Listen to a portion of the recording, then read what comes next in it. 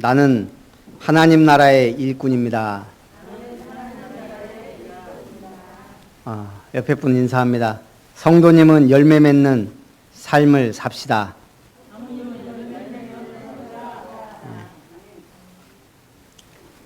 자, 오늘 절대 언약 붙잡고 하나님 나라의 열매 맺는 백성이 되자라는 말씀으로 은혜를 나눕니다. 예수님이 오늘 마태복음 22장, 21장 1절부터 보면 예루살렘에 입성합니다. 근데 특이한 모습으로 입성을 해요. 어떻게 해요? 나귀 새끼를 타고 입성하는 거예요. 왜 그랬을까요? 공식적으로 예루살렘은 하나님의 도성이에요. 예수님이 이 땅에 메시아요, 그리스도요, 왕으로 오셨다면 예루살렘에 입성해야 돼요. 그런데 백마 타고 개선장군처럼 입성한 게 아니고 나귀 새끼를 타고 입성했어요. 왜 그랬을까요? 그게 그리스도라는 증거예요. 스가랴 9장 9절에 예언된 대로 그는 겸손하여 나귀를 탔나니 곧 나귀 새끼니라. 나귀 새끼를 타고 예루살렘에 입성한 것, 예수님이 그리스도라는 증거입니다. 그의 모든 삶은 말씀 성취의 길입니다. 그리고 우리의 멍에를 메고 겸손하게 섬기는 왕의 모습으로 입성했습니다. 우리가 언제 겸손해지죠? 저처럼 다쳤을 때 겸손해집니다. 아팠을 때. 우리가 또 자연 앞에 섰을 때 겸손해집니다. 높은 산에 올라가 보세요. 겸손해집니다. 비행기 위에서 쭉 이렇게 이륙할 때요, 밑에 보시면 집이 콩알만 해요. 그때 겸손해져요. 야, 우리가 저기서 아둥바둥 살았구나. 또 우리는 천재지변 앞에서 겸손해집니다. 세계는 지금 자연재해 광풍입니다. 과학자들이 미래가 두렵다 그럽니다. 기후재앙을 덮친 지구촌 계속 지금 뉴스가 나옵니다. 10년 뒤엔 올해가 좋은 시절이었다며 그리워하게 될 것이다. 기후과학자들은 올해 미국 캘리포니아주를 덮친 가뭄과 대형 화재, 데스밸리에 54.4도를 기록한 이상 고온, 중국의 대홍수와 한국과 일본을 초대형 태풍이 연달아 강타하고 시베리아 기온이 38도로 이상 기변이 속출하고 있습니다. 킴 콥 조지아 공대 기후학자는 상황이 훨씬 더 나빠질 것이라며 자연재해가 상상력에 도전하는 수준이다. 2020년의 기후학자로서 미래를 아는 것조차 두렵다. 한마디로 10년 전에 상상할 수 없었던 일들이 지금 일어난다는 거예요. 그런데 앞으로 10년 뒤에는 어때요? 우리가 상상할 수 없는 재앙 속에 살 수 있다는 거예요. 저는 어려서부터 겨울에는 우리 봄에까지요. 개울가가 이게 얼음이 얼어가지고 그 얼음배 타고 놀았거든요. 논에서 뭐 썰매 타는 거는 기본이었고. 근데 지금 어때요? 이미 얼음이 안 얼어요. 그만큼 바뀌었다는 얘기예요. 앞으로 우리 후대 재앙 속에 살게 돼요. 우리가 기도해야 됩니다. 거기다가 신종 코로나 바이러스 감염증 대유행 속에 연이은 재난을 맞이하고 있습니다. 이러한 자연재해가 앞으로는 더 심각해진다. 한마디로 지구가 이상해졌어요. 기후변화로 대기가 달궈지면서 30년 내로 지금의 2배에 달하는 자연재해가 닥칠 거라 그럽니다. 근데 이게 성경에 기록되어 있어요. 말세에는 이런 일들이 일어난다. 하늘의 권능들이 흔들린다. 우리가 믿었던 자연과 하늘이 다 재앙 가운데 있다 이 말입니다. 오늘 예수님은 묵묵히 언약 성취를 위해 겸손하게 일하셨습니다. 그래서 우리는 주님을 닮는 사람이 되어야 할 줄 믿습니다. 첫 번째, 왕으로 오신 그리스도께서 하신 일입니다. 많은 일을 하셨지만 오늘 마태복음 21장 본문 속에서 왕으로 오셔서 하신 일, 이제 예수님이 예루살렘에 입성하셨어요. 공식적으로 왕으로서 무슨 일을 하셨냐? 첫 번째, 성전에 들어가셨습니다. 거기서 뭐 하셔요? 비둘기 파는 자들과 성전세를 바꾸는 자들의 상을 엎으시고 기록된 바 내 집은 기도하는 집이라 일컬음을 받으리라 하였으나 너희는 강도의 소굴을 만드는도다. 비둘기 팔고 양과 소의 흠 있는 것을 가려내고 바꾸고 성전 새로 거룩한 돈으로 바꾸는 것, 그게 나쁜 일이 아니에요. 근데 예수님이 말하는 건 뭐예요, 지금? 성전이 결국은 그것이 중심이 돼서 비둘기 팔고 성전세 바꾸는 걸 중요하게 생각하고 이방인의 뜰, 전도 선교해야 될 뜰은 완전히 무시해버리고 중요한 것을 놓쳤다 이 말이에요. 복음과 생명 구원의 역사는 잃어버리고 장사하는 집으로 강도의 소굴로 만들었다 이 말입니다. 그게 예수님이 왕으로서 첫 번째 한 일이에요. 성전 정화 작업. 두 번째는 이제 길가를 가시는데 무화과 나무가 있으니 거기서 뭔가 얻을까 해서 가봤더니 어때요? 잎사귀밖에 없는 거예요. 그러자 예수님이 이제부터 영원토록 네가 열매를 맺지 못하리라 하시니 무화과 나무가 즉시 말라버렸습니다. 제자들이 묻습니다. 아니 어떻게 이런 일이 일어납니까? 그때 예수님이 뭐라고 합니까? 너희가 믿음이 있고 의심하지 아니하면 이 무화과 나무에게 된 이런 일만 할 뿐 아니라 이 산더러 들려 바다에 던져지라 하여도 될 것이요 너희가 기도할 때 무엇이든지 믿고 구하는 것은 다 받으리라. 예수님이 제자들에게 중요한 교훈을 남긴 거예요. 어떠한 것이든 기도하는 대로 받을 것이다. 세 번째는 예수님의 권위에 대해 예수님이 말하려고 한 게 아니에요. 대제사장들과 백성의 장로들이 나와 예수님께 말합니다. 아니 네가 무슨 권위로 이런 일들을 하느냐.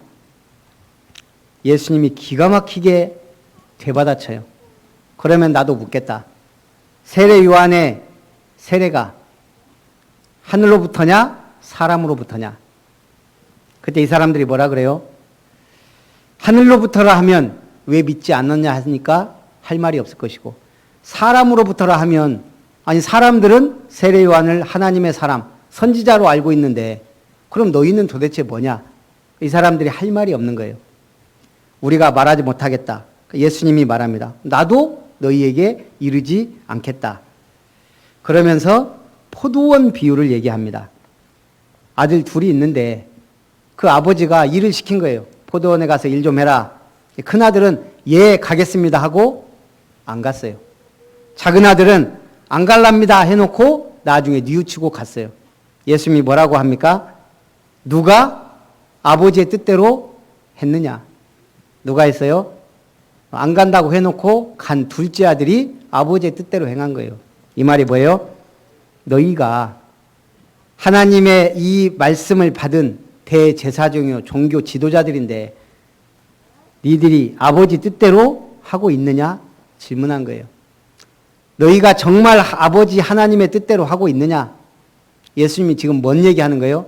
내가 지금 아버지의 뜻대로 하고 있지 않느냐? 하는 일을 봐라. 할 말이 없는 거예요. 예수님은 뭐 하고 있어요 지금? 오늘 성경에서만 맹인을 고치고 저는 자를 살리고 할 수 없는 일들을 하나님의 아들로서 하고 있는 거예요. 오늘 예수님이 우리에게도 질문할 거 아닙니까? 니들이 내 뜻대로 하고 있느냐? 여기 나오신 분들은 아버지의 뜻에 의해 나오신 줄 믿습니다. 어쩌다가 그래서 그걸 뭐라 그래요? 은혜 그럽니다. 팔을 다쳐보니까 팔이 얼마나 소중한지 알잖아요. 다리 다쳐보니까 다리가 얼마나 소중한지 알게 돼요. 코로나 사태 와서 예배 못 드리게 하니까 예배 교회당의 중요성이 참 저는 새롭더라고요.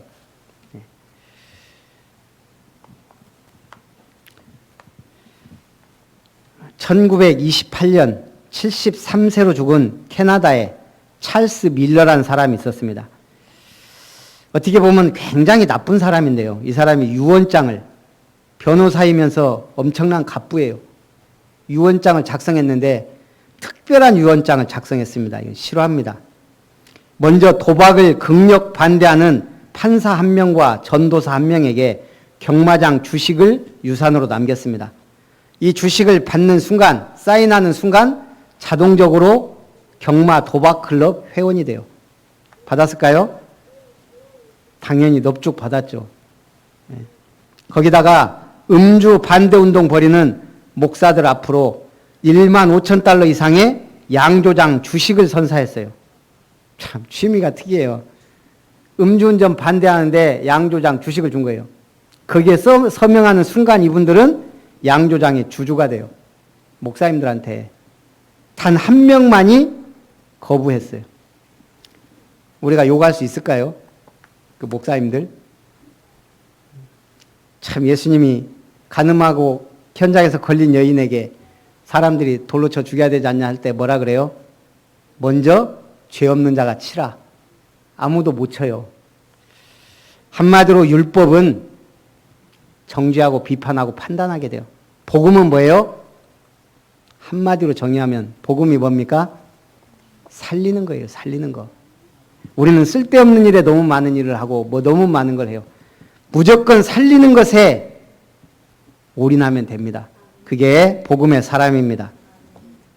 거기다가 밀러는 서로 극히 사이좋지 않은 지인 3명을 지목해 셋이서 함께 사용하는 조건으로 자메이카 별장을 준다고 유언합니다. 이 3사람은 으르렁거리면서도 결국 별장에서 함께 살았습니다. 이 유언장의 앞권, 내가 죽은 날부터 10년 동안 토론토에서 가장 많은 아이를 낳은 여자에게 거액의 유산을 준다는 대목이에요.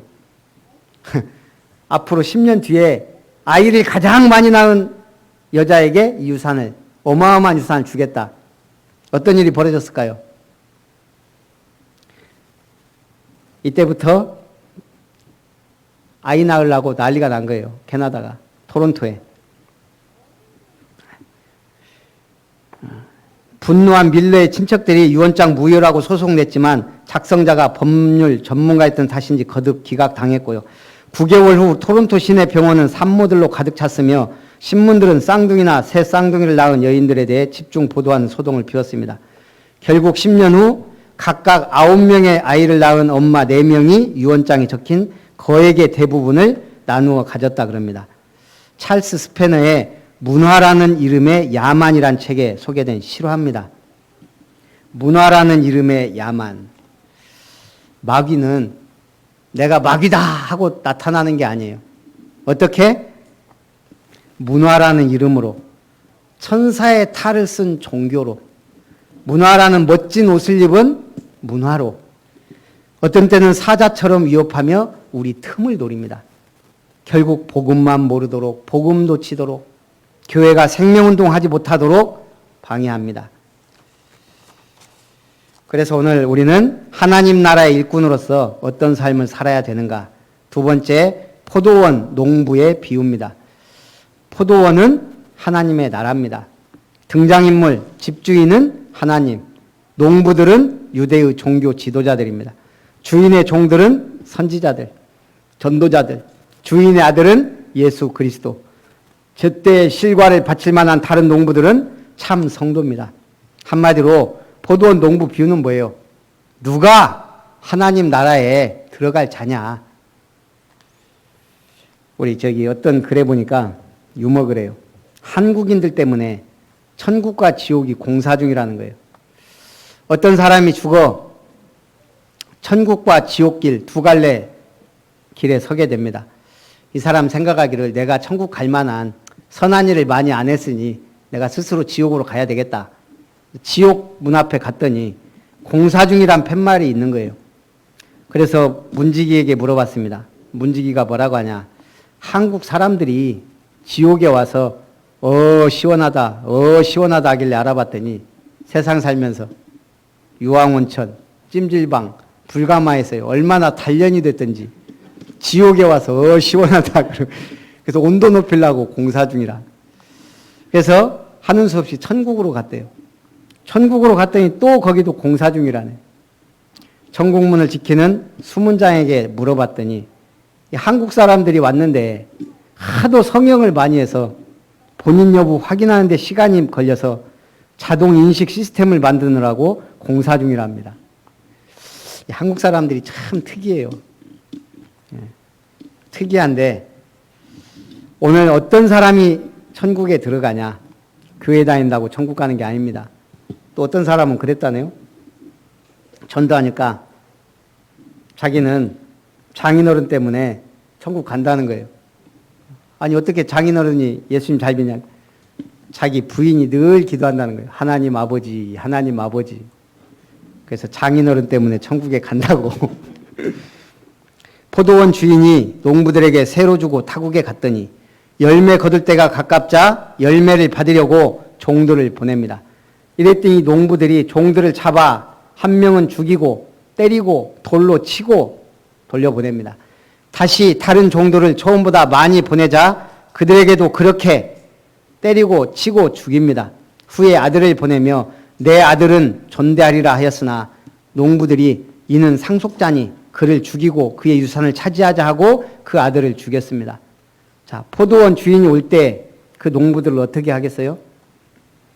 그러자 사람들이 말합니다. 그 악한 자들은 진멸하고 포도원은 제때의 열매를 바칠 만한 다른 농부들에게 새로 줄지니라 하였습니다. 이게 무슨 말이에요? 지금 너희 종교 정치 지도자들은 이 어마어마한 하나님의 말씀을 받았지만 너희가 하나님의 아들을 죽일 것이고 결국은 하나님의 뜻대로 살지 못하니 결국 다른 사람들이 차지하리라. 이 어디로 갔어요? 이방인 선교로 결국은 가게 됩니다. 그러면서 뭐라고 합니까? 예수님이 건축자들의 버린 돌이 모퉁이의 머릿돌이 되었나니 건축자들이 버려버렸어요. 이 돌은 쓸모가 없다고. 근데 그 돌이 집 모퉁이의 머릿돌이 되었다. 예수님이 오니 유대 종교 지도자들, 정치 지도자들은 뭐라 그래요? 이는 메시아가 아니다. 신성 모독죄로 십자가에 못 박아 죽였습니다. 그런데 교회의 머리요 천국의 주인이 바로 예수님이란 얘기예요. 무늬만 선민 유대인이었던 유대 종교 지도자들은 하나님 나라를 상속받지 못하고 그 나라의 열매 맺는 참 성도들이 받아 누리게 될 거라는 결론입니다. 누가 천국에 들어갑니까? 무늬만 그리스도인으로 살면서 여전히 자기가 주인되어 살아가는 사람들의 것이 아니라 참으로 복음에 합당한 열매를 맺는 자. 먼저 우리 속에 열매 맺어야 돼요. 예수 그리스도의 생명의 씨앗이 들어가야 될 줄 믿습니다. 그래서 우리는 예수 그리스도 믿는 순간 이미 하나님의 백성이 되었어요. 옛날 제가 잊어먹지 않는 영화 중에 톰 크루즈 주연 영화가 있어요. 제가 그 영화 이름은 생각이 안 나는데 너무 강렬하게 제 인상 남았어요. 이게 무슨 내용이냐면 서부 개척시대 어느 날 한 날을 정해서요. 총을 땅 쏘니까 모든 사람들이 말을 타고 막 걸어서 일제히 뛰어나갑니다. 그래서 가서 이렇게 막 줄이 쳐져 있는데 거기 깃발을 꽂으면 그게 자기 땅이 되는 거예요. 그 영화 기억하실 거예요. 제일 좋은 땅을 제일 먼저 가서 거기 깃발 꽂으면 그게 자기 땅이 돼요. 야, 저는 저렇게 해서 내 땅 준다면 나도 한번 해보고 싶다는 생각이 들더라 이 말이에요. 미국의 펜실베니아주가 있습니다. 거기에 어떤 일화가 있냐면 미국 개척기 때 윌리엄 펜에 대한 일화입니다. 그는 다른 백인들과 달리 인디언들을 존중해 주었으며 늘 그들에게 친절을 베풀었습니다. 그러자 인디언들이 어느 날 다음과 같은 제안을 합니다. 펜, 당신이 원하면 우리 땅을 모두 가져도 좋습니다. 하지만 하루 동안 걸어서 돌아오는 땅을 주겠습니다. 펜이 그 말을 믿고요. 다음 날 해가 떠오르자마자 길을 떠나 걷기 시작합니다. 그리고 해가 떨어지자 인디언들에게 다시 돌아왔습니다. 그래서 인디언들은 약속대로 그가 걸어서 돌아온 땅을 그에게 떼어 주었습니다. 그래서 그 땅이 펜실베니아가 됐다. 또 영국 왕 찰스 2세가 미 식민지 건설자인 윌리엄 펜에게 준 숲의 이름에서 유래했다 그럽니다. 그래서 이 펜이 실베니아라는 이름을 붙였는데 나중에 펜을 기념해서 펜실베니아 주가 됐다. 그래서 초기 미국 13개 주의 중에 하나로 독립선언과 합중국 헌법을 선언한 최초의 수도가 됐습니다. 미국 역사의 독립을 시초로 미국 경제발전의 중추적 역할로 인해 키스톤, 한마디로 주출돌 주가 됐다. 그게 펜실베니아 주의 유래입니다. 우리가 이 땅에 살면서 신앙의 발자취를 남기게 됩니다. 펜은 펜실베니아 주를 남겼어요. 미국 역사상 중요한 주춧돌 주를. 오늘 우리는 뭘 남겨야 될까요? 여러분 이름을 남기는 게 아니고 아름다운 교회를, 우리 렘넌트들에게 영원히 기념될 만한 렘넌트 훈련장을, 우리 사역자들이 계속 훈련받고 전도자로 변화될 사역자 훈련센터를, 정신병, 중독병 시대를 치유할 수 있는 치유사역원을 우리는 만들어야 될 줄 믿습니다. 어제 목포에 갔다 왔거든요. 노예 감사 보고가 있어가지고 끝나고 이제 우리 조영찬 목사님 사모님, 최연아 사모님이 식사를 사준다 그래갖고 같이 식사를 했어요. 이분이 대단한 분이에요. 여자로서, 사모로서. 제가 알기로 제가 처음 알았을 때 장애인 돌봄 가정을 했거든요. 이 사모님이.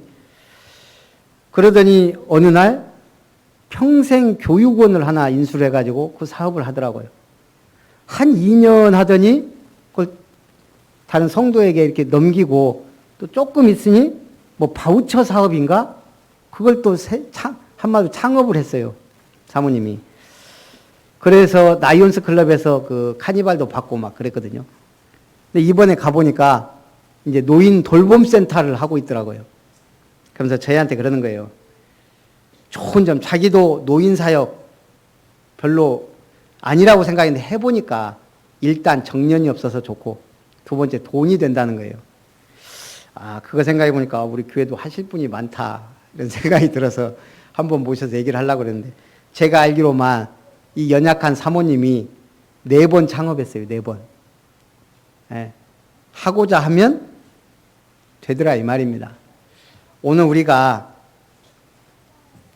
기도하면 분명히 하나님이 이루실 줄 믿습니다. 뭘? 아름다운 미션을. 나를 통해 내가 무엇을 할 것이냐. 그거는 내 몫이에요. 결론입니다. 하나님 나라의 열매 맺는 삶. 열매 맺는다 하니까 우리 교회 옆에 나무가 2개 있어요. 무슨 나무? 예?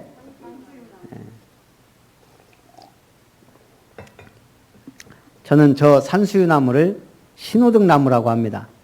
왜요? 초록 잎사귀에 노란 꽃이 피고 빨간 열매를 맺어요. 어떻게 저렇게 신호등을 잘 피워난 나무가 있을까? 제가 오늘도 생각해 봤어요. 초록잎, 녹색은 신호등에서 뭘 말해요? 방향을 지시하는 거예요.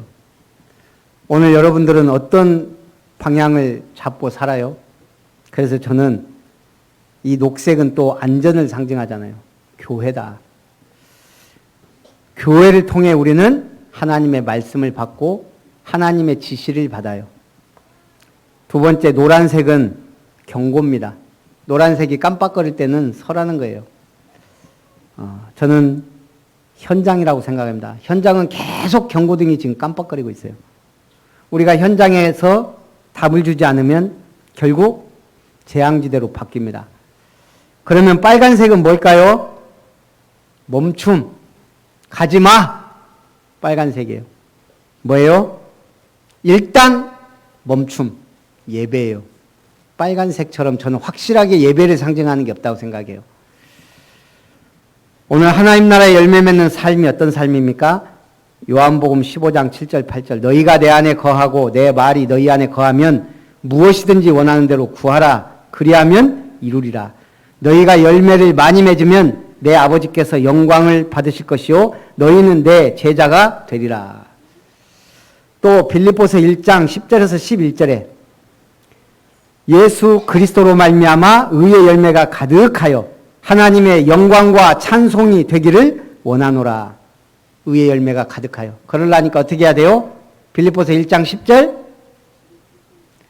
지극히 선한 것을 분별하여 허물없이 그리스도의 날까지 이르고. 어떻게 살아라? 빌립보서 1장 27절 오직 너희는 그리스도의 복음에 합당하게 생활해라. 복음에 합당한 삶을 사시기 바랍니다. 지극히 선한 걸 분별하는 삶을 사시기 바랍니다. 예수 그리스도로 말미암아 의의 열매가 가득하기를 축원합니다. 그게 살리는 삶이에요. 그 다음에 어떤 열매? 우리가 또 열매 하니까 막연해요. 복음에 합당한 삶을 사는데 어떤 열매를 맺을 것이냐. 그래서 갈라디아 5장 22절 23절에 바울이 성령의 9가지 열매를 정확하게 기록해 놨어요. 사랑과 희락과 화평, 하나님에 대한 열매예요. 사랑, 희락, 화평. 오래 참음과 자비와 양선, 어떤 열매예요? 타인에 대한 열매예요. 오래 참아주고 자비하고 선을 베푸는 것. 나에 대한 열매를 맺게 되어 충성과 온유와 절제다. 어제 전남로의 감사위원회 모임이 목포 원네스교회에 있어서 다녀왔습니다. 노회, 시찰회, 핵심위원회, 캠프위원회 감사를 해요. 두 가지. 행정감사, 재정감사. 행정감사는 뭐예요? 한 해 동안 뭐 했냐. 재정감사는요, 얼마나 잘 썼느냐. 두 가지를 감사를 해요.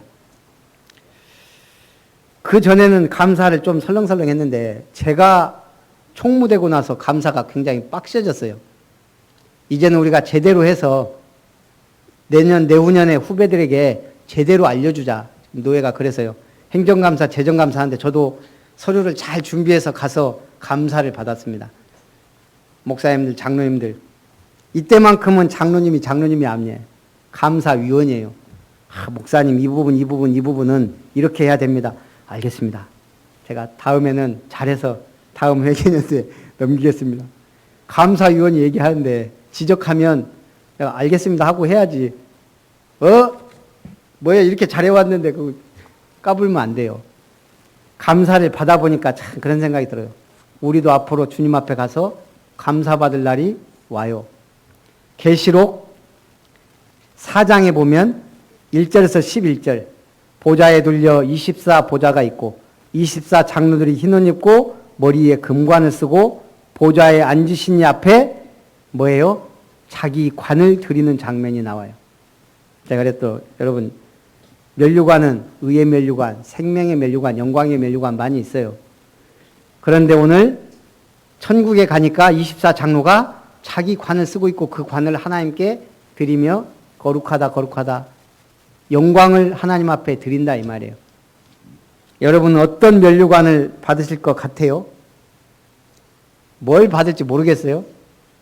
공부 못하는 친구들은 뭘 받아야 될지 몰라요.